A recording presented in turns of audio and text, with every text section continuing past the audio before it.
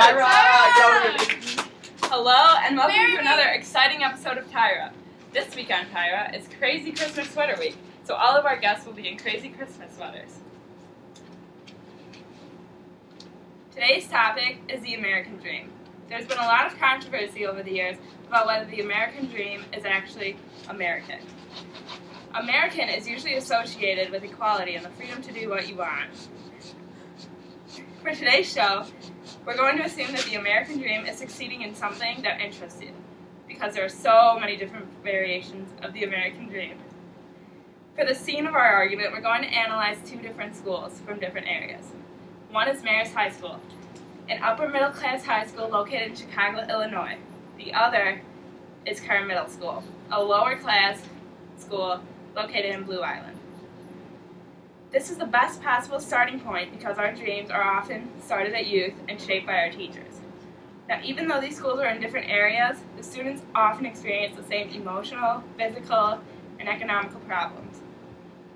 However, the solutions, or lack of solutions, are very different. Therefore, the American Dream is equal in the adversity it faces, but because it is unequal in the way they have to solve these problems, the dream is not American, and thus the American Dream is not real. We're going to ask our teachers to come out now to discover if our assumption about the American Dream is accurate. Please welcome Mrs. Rose Provenzano, a 6th to 8th grade teacher at Kerr Middle School in Blue Island. Yay. Hello. Mrs. Provenzano. Hello, Mrs. Provenzano. How are you today? Good, thank you. And you? Good, good. We're just going to jump right in now. How would you describe the area of your school and the students? Well, the school's in Blue Island, an area where 86% of the population is under the poverty line. A lot of drug dealing takes place in the area, and many inhabitants have connections to the Mexican mafia. As they walk to and from school, students get harassed to join gangs. These students are often children of undocumented parents or are undocumented themselves.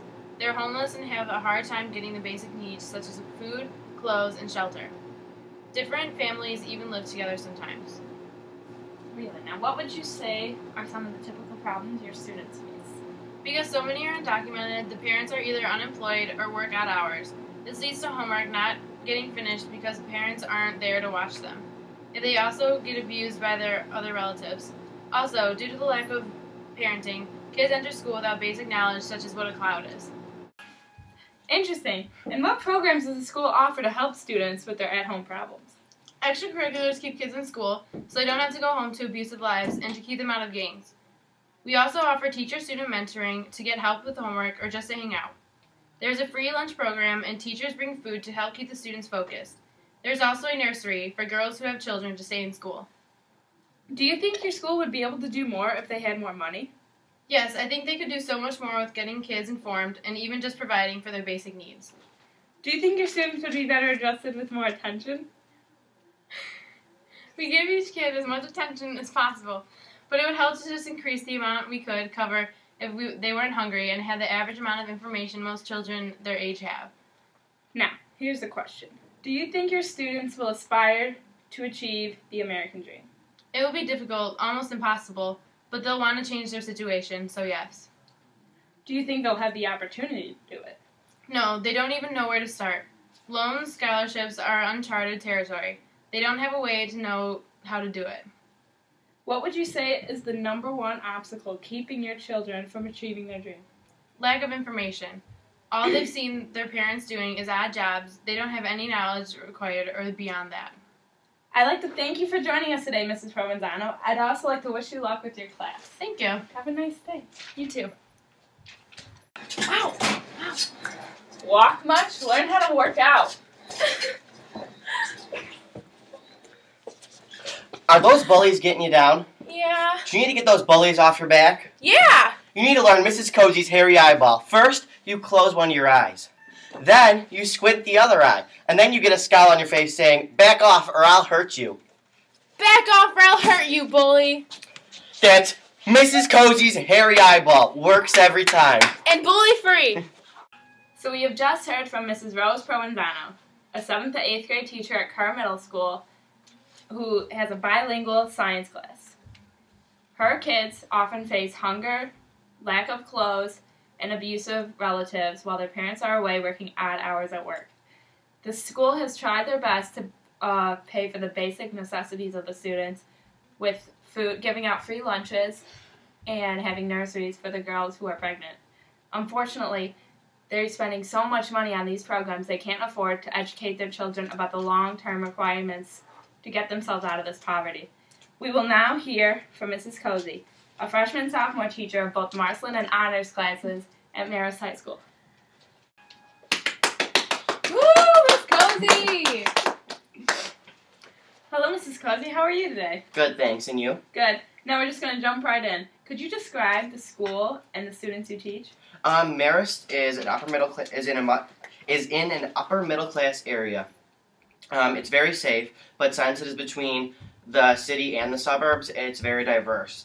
The students are healthy and have a good understanding of things because they travel more and come from better feeder schools.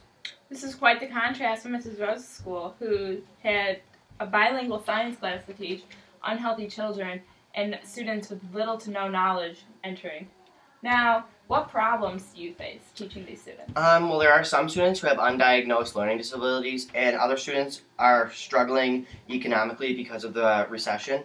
And some of the students don't get very much attention. Even the wealthy kids crave attention because the parents work a lot, and this causes a lot of the students to act out. This is amazing. A lot of the problems that Mrs. Rose faces are exactly like yours in regards to the attention students receive. However, it differs because your students are wealthy and yet they still don't receive enough attention. Yeah. This is because they're at work, right? Mm-hmm. And her students, on the other hand, parents were working odd hours to keep the basic things in their life. Now, do you think, what programs does the school offer to help with the students' problems? There are so many programs to help them get ahead. There's a guidance office to help them with their emotions in college, and the guidance office is really nice because most of the students can go whenever they want, or like if they have a free period and they just have something to talk about. And the guidance counselors are awesome because their doors are always open for the students. And there are smart boards in every class, which enhance the learning process. And then there are several grants and scholarships for students that need help with paying for the tuition. There is also an academic resource center, which is like our library, and after school it has student tutors. And there's a Marceline program to accommodate the learning issues of each child. Now, you mentioned backstage that there was a work-study program also. Could you explain what that was? Yes, it's where the students come after their lunch mod, which is what we call our periods. They come after the lunch and then they clean up the tables, and that helps them to get money off their tuition. That's fantastic. Now, what do you think your school would do if they had more money?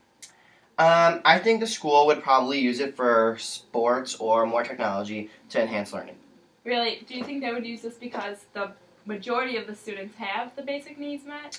Yes, because there's really, most of the students, there's really nothing that they need because their parents can't economically support them, but for some students, there might be some things the school can do. Now, do you think your students would be better adjusted with more attention? Well, yes, some of the students don't have anyone to correct their behavior or support them spiritually. It makes them socially awkward. Do you think your students will aspire to achieve their American dream? Yes, I think they'll definitely aspire to reach their dreams. Do you think your kids will have the opportunity to achieve your dream? There is nothing but opportunity for them because most of them come from very well-off families, and with all the support Marist provides, there's definitely multiple opportunities for them. What would you say is the number one obstacle keeping your students from achieving their dream? The number one obstacle is to learn to deal with their home life and learning disabilities and still apply themselves at school. Fortunately, Marist is helping in both aspects. Some kids don't have furniture or a real home. Alumni pull together to buy beds or rent an apartment to take pressure off the students. The Marceline program also requires students to ask for accommodations. It doesn't just give them. These kids have to learn to deal with their disabilities for the rest of their lives. Thank you so much for coming to talk with us, Mrs. Cozy. I wish you good luck with your class, and to have a nice day. Thank you.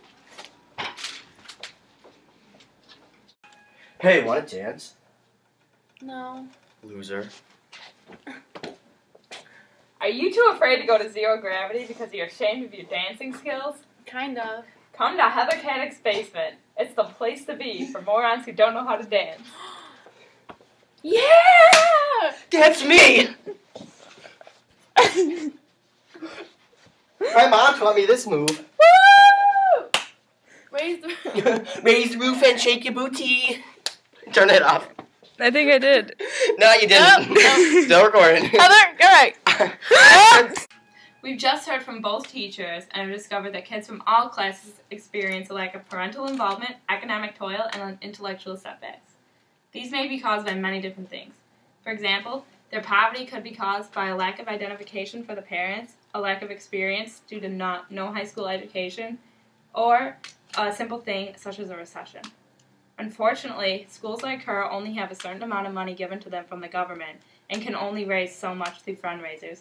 This means they have to concentrate on meeting their kids' basic needs, and they can't really hire people who can focus on planning their futures and enlightening them to things such as scholarships or loans. Marist, on the other hand, is a tuition-based school, so they have unlimited almost funds to draw from in comparison to Kerr Middle School, and can hire guidance counselors and set up programs such as work studies for children and have their alumni help care for them. This means they can focus on the essentials while also building their children's future. This unequal solution to the exact same problems can all be traced back to the different materials each school has to work with. Thus, not everyone can achieve their dreams, making the American dream nothing more than a fantasy. That's all today. I'm Tyra. Thank you for joining us, and have a great Christmas holiday.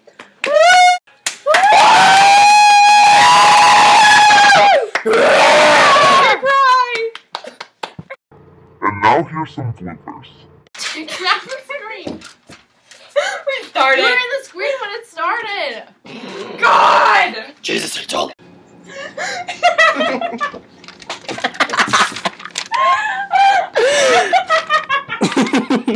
There's also a nursery for the children who